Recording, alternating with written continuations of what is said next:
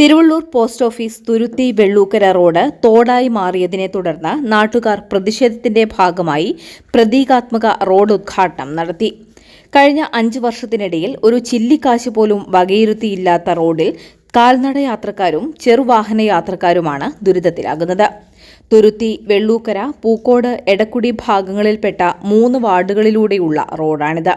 നൂറുകണക്കിന് കുടുംബങ്ങൾ ആശ്രയിക്കുന്ന ഈ റോഡ് വെള്ളക്കെട്ടും തകർച്ചയും കാരണം സഞ്ചാരയോഗ്യമല്ലാതായിരിക്കുകയാണെന്ന് ഗോപി നാരായണൻ പറഞ്ഞു. തിരുവള്ളൂർ പഞ്ചായത്തിലെ 5-ാം വാർഡ് സ്ഥിതി ചെയ്യുന്ന ഒരു റോഡിൻ്റെ അവസ്ഥയാണ് ഇവിടെ ഇപ്പോൾ നമ്മൾ കാണുന്നത്.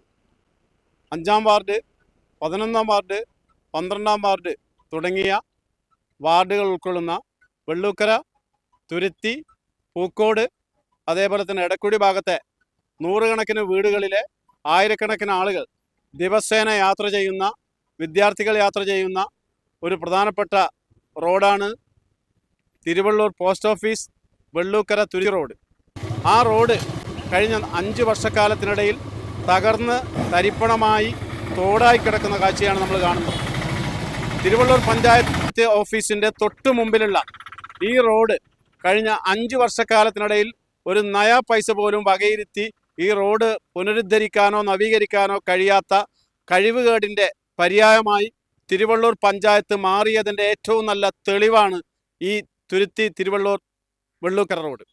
തീർച്ചയായിട്ടും ഇത് പഞ്ചായത്ത് ഭരണസമിതിയുടെ പരാജയത്തിൻ്റെ കഴിവുകേടിൻ്റെ ഒരു ഭാഗമാണ്. പഞ്ചായത്ത് ഓഫീസിൽ നിന്നും 100 മീറ്ററിനുള്ളിൽ സ്ഥിതി ചെയ്യുന്ന ഈ റോഡിന്റെ ശോച്യാവസ്ഥയ്ക്കെതിരെ നാട്ടുകാരുടെ വലിയ പ്രതിഷേധമാണ് ഉണ്ടായത്. പരിപാടിയിൽ VPM റിനീർ സ്വാഗതം പറഞ്ഞു. VP നാരായണൻ അധ്യക്ഷത വഹിച്ചു. ഗോപി നാരായണൻ സംസാരിച്ചു.